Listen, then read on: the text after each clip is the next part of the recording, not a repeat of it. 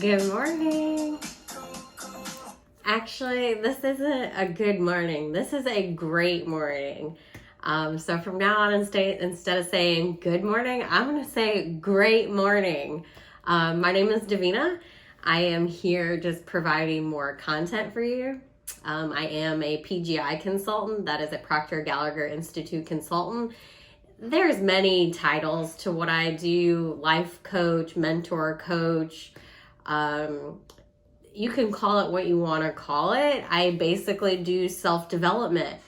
I feel so alive and free that I'm actually able to do what I was called to do. I came here to help people. That's always been my purpose in life. And God is using me as a tool and an instrument to help you and to give back. And I feel so honored and blessed and fortunate that I am living my dream life. So I just want to help you.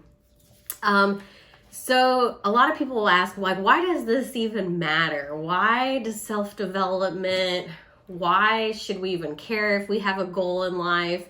You know, what's the point, especially like with this state of the economy right now, and people talking about the vaccines and government control and the government getting involved and things that are going on with Canada.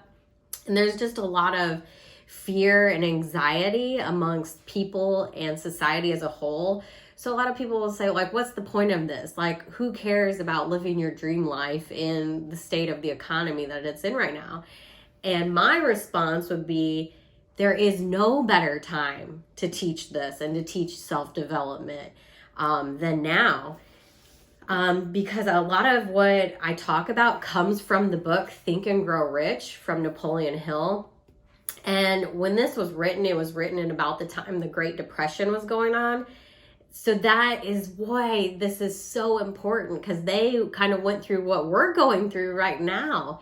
And people back then kind of thought how people think now. Some people think the world is ending and that, there really isn't a point to following your dreams. And I can tell you, if that's how you want to live, by all means, you can keep living how you want to live. I am here for the people who think that, no, the world is not ending and I will, create my own life and my own reality. That's the people I'm here to help. So I want to flip over to, it's my page 158. It says, the Depression was a blessing in disguise. It reduced the whole world to a new starting point that gives everyone a new opportunity. And that's how I see the world right now. And that's how I have seen COVID since day one. I'm a nurse and I experienced COVID since day one. And while some people lived in fear and anxiety around it, I have always seen it as a blessing in disguise. Because there's something about adversity and challenges and hardship and struggle that creates blessings. You get from struggling and hard times this beautiful awakening to something new and greater. It goes back, there's laws of the universe. The law that's kind of around what the situation we're going through right now is the law of polarity. So if you see what we're going through right now as being negative, what's the polar opposite of what we're going through right now? It would be an extreme positive, blessings. If we're in the lowest point that we've been in, what is the opposite? Only up from here. So it's almost like I'm in the military as well. And anybody who's been in the military knows that when you're embracing the suck, there's a term, embrace the suck. When you're going through like the hardest parts of your training, you're outside and it's raining, you're wet, you're cold, you're hungry, you're fatigued, and you're all in it together. When you come out of it and you graduate from that training or you accomplish the mission, it is like the best feeling in the world. And that's what I see what our current situation is being, as like the biggest blessing in disguise. So it's all about your perception and how you see things. And that's kind of what I do. I teach people how to change the way you look at things and the way you look at the world and how you can create anything you want. It's all based on your mindset. And in the world we're living in right now, it's so easy for people to look at the negative and look at the bad things and to basically give up on your hopes and dreams. So there, in Think and Grow Rich, he talks about this. He talks about everything in this book. Like I said, if you don't have this book, I mean, you have it's worth its weight in gold. It's only like a couple bucks, like $10, $11, $12 or something. In the introduction, there's a story called 3 Feet from Gold. This story talks about how easy it is for people to quit and why most people do quit. So it talks about the Darby family and this man named Darby, this was about the time when gold mining was really big. So he decided he was gonna go mine for gold, and he got his family involved. They helped him with money and giving him equipment. So he was mining for gold and he wasn't getting anywhere, and he kept trying and they weren't seeing the rewards. They weren't finding the gold. So eventually it says that, finally they decided to quit. He sold everything, all of his machinery, to a junk man for a couple $100. The junk man kind of went and evaluated the situation, and he actually sought an expert opinion. And they consulted like an engineer, an expert, and little did the Darby family know that they were literally 3 feet away from gold. The junk man actually kept all his equipment that he had sold him, went and started digging and mining himself, and struck gold and struck millions. So he goes on to say that when defeat overtakes a man, the easiest and most logical thing to do is quit. That is exactly what majority of men do. More than 500 of the most successful men this country has ever known told the author their greatest success came just one step beyond the point at which defeat had taken them. Failure is a trickster with a keen sense of irony and cunning. It takes great delight in tripping one when success is almost within reach. So if I can tell you anything, it's like there's no better time for what I'm teaching in like self-development than now, when there's fear and anxiety and you don't know what tomorrow brings.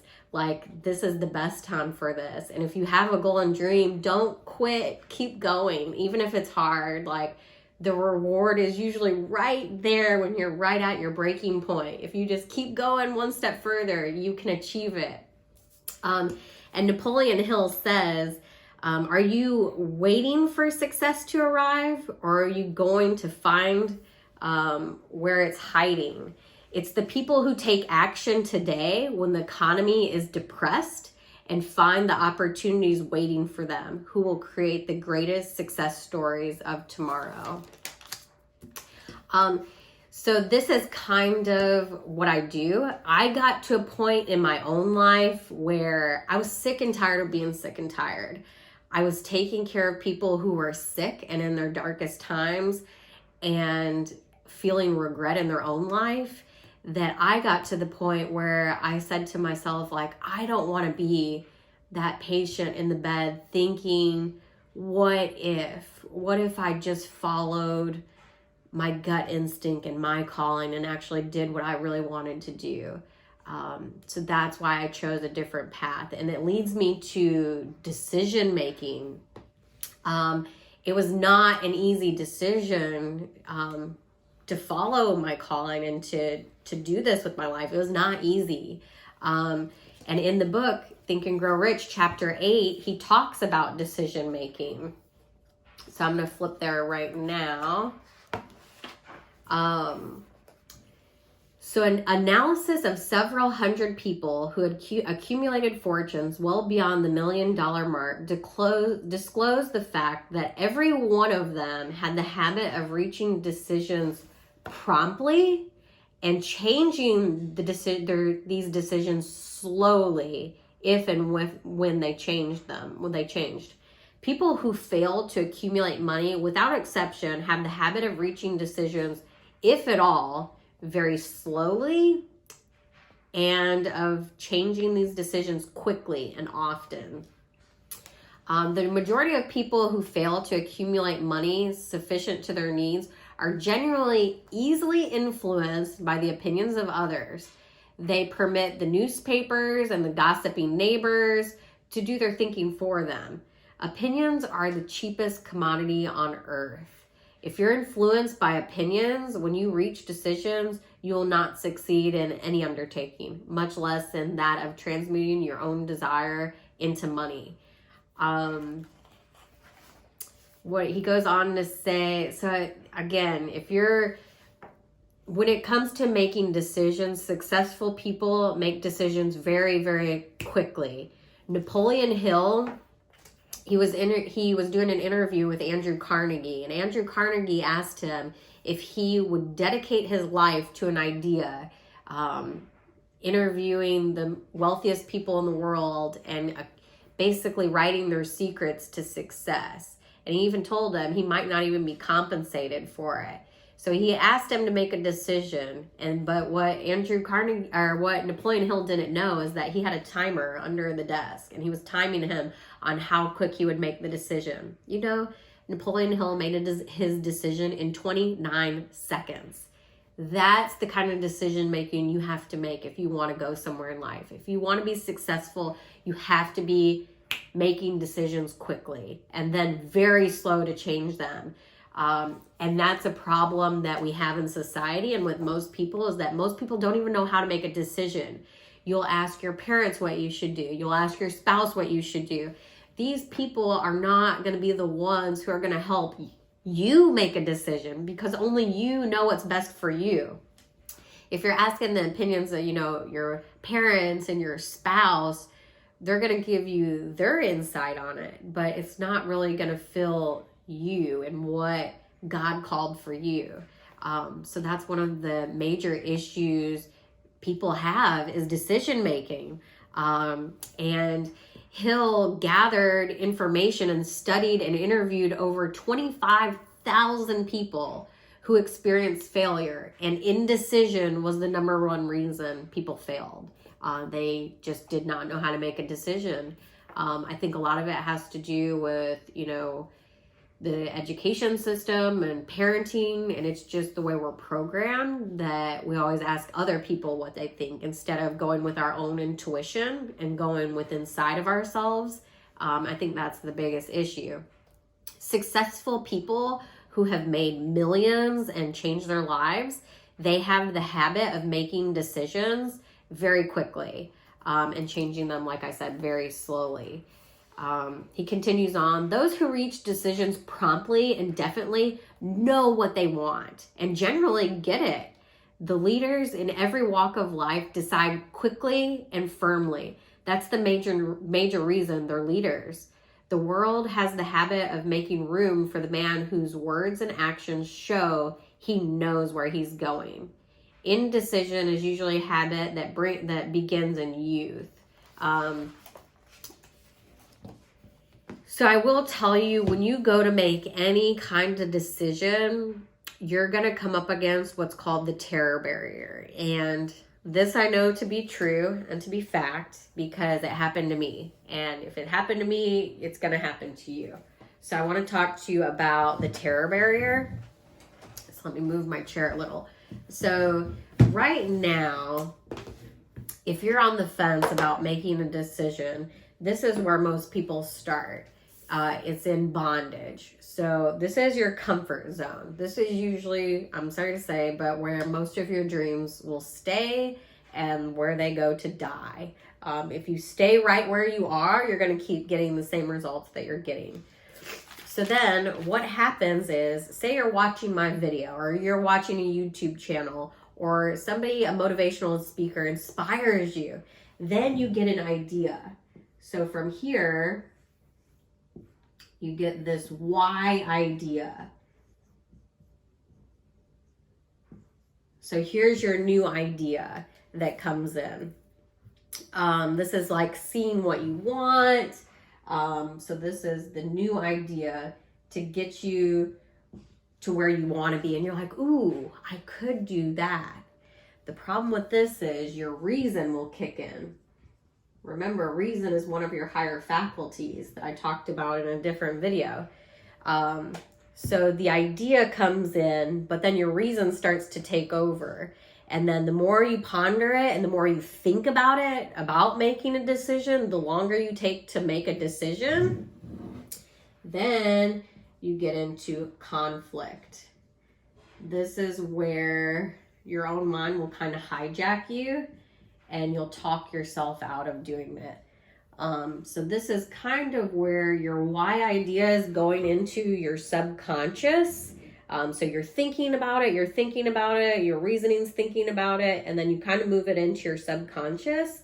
And then this is where you start to get uneasy. The longer you take to make a decision, this is where your anxiety is going to kick in, your fear is going to kick in, you're not going to think you can do it, doubt, worry.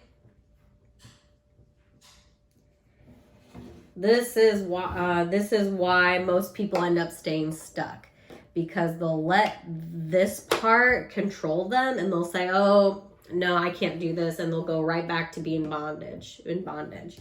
So then this is when you face the terror barrier right here.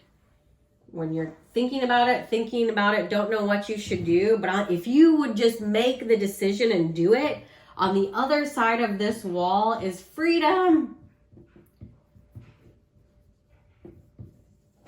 That is where you will seek freedom. The new idea will take over in your mind.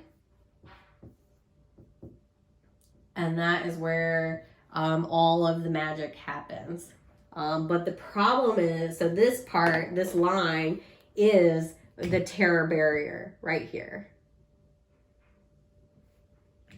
So anytime you go to make any decision in life, this is what you're going to go through. And I know this to be fact because I've done it multiple times. And every time, if you can break through that fear, the worry, the doubt, and the anxiety, if you break through it, it's like the biggest elation and the greatest feeling in the world. I can't even describe how free you feel. So like I said, the longer you take to make a decision, and if you don't break through this barrier, that little voice inside your head, if you don't do it, you're going to turn around and come right back and stay in bondage. And this is why so many people stay stuck. This is why so many people don't make decisions, because that is hard to break through.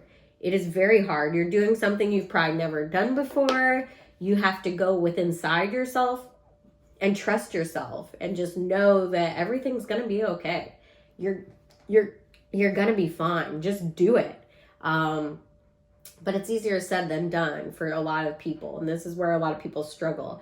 So if you can wrap your head around this, any decision you make, this is what you're going to go through. So that is really powerful. Once you know that, you understand it, and you can do it yourself.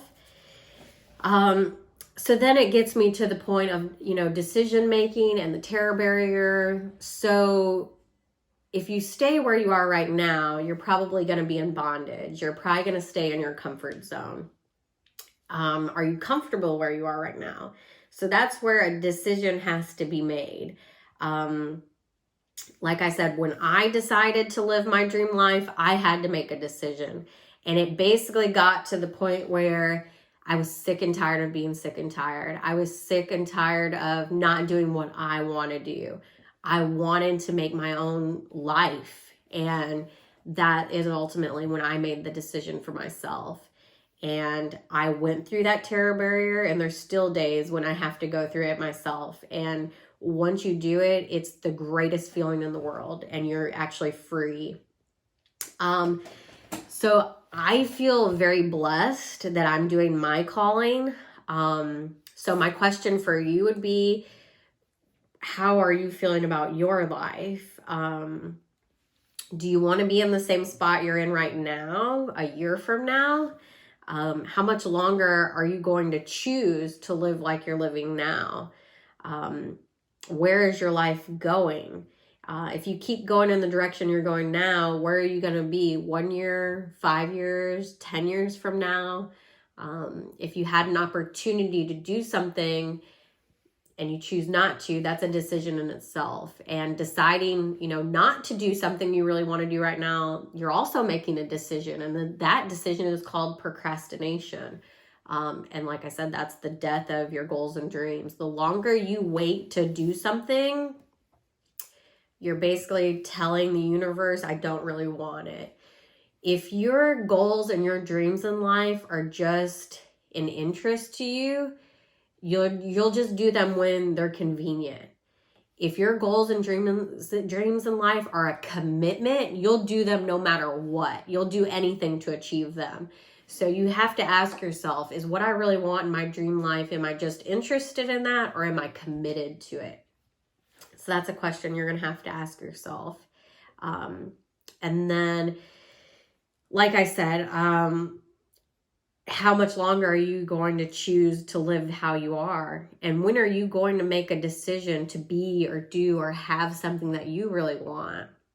I feel like life is so short and it's so precious that a lot of the patients I cared for during COVID would look at me in the eyes and say, oh, like, why is this happening to me? I thought I had more time. I wish I would have did that. I wish I would have done this. I don't want you to be that patient someday who's sitting in that bed wishing and hoping that you still have time and wishing you would have did something different. Because I've been on the other side of it, and I've been the nurse taking care of those patients, and it changes everything. It changed me, and it made me decide that no, I also don't want to be that person in that bed begging for my life and wishing that I would have did what I really wanted to do. So if I could just give you that, it would be, think about your life. What do you really want? Where do you really want to go with your life? How committed to that life are you? Are you ready to make a decision? And it's a decision like what Napoleon Hill made. You have to be ready and willing to make a decision within like 29 seconds. Pretend I'm timing you. How bad do you really want it? All the successful people in life make decisions very quickly, and they don't consult their wife, their husband, their family. They make a decision because they know in their heart of hearts what they're doing is right for them. That is how clear you have to be if you want to succeed in life and if you want your dream life. I know everything I'm saying is true because I've done it myself. I am living proof that I came from a little town called Kankakee, and I have grown into what I am today. And it's because I'm learning and growing and applying everything I'm learning. It's the application and doing what I'm telling you to do. I can help coach, mentor anyone who's willing to make the decision. Because I know that if I can do it, anyone can do it. There's so much love here for you. I just want you to realize the true potential that you have and that you can literally create anything you want. We are God's form of greatest creation. You have so much power and ability locked up inside of you. And I see it, like I said, in everyone.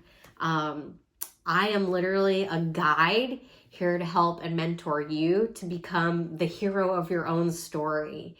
Every hero in every movie needs somebody just helping them along. It's almost like the movie The Matrix, where Neo and, what's the other guy's name? I can't remember his name. But when Neo needed him to push him to become the one, when he finally realizes at the end of the movie that he doesn't have to run away from the agents, that the power is within him. Morpheus. So think of me as like Morpheus. I've been there. I've done it. I've made hard decisions. And now I know that everything I'm teaching you is truth. So if you see yourself as Neo, I can help you become that person that no longer has to run and hide from the agents. I can sit here and help you achieve anything you want. There is great love here for you. With love and gratitude, Davina.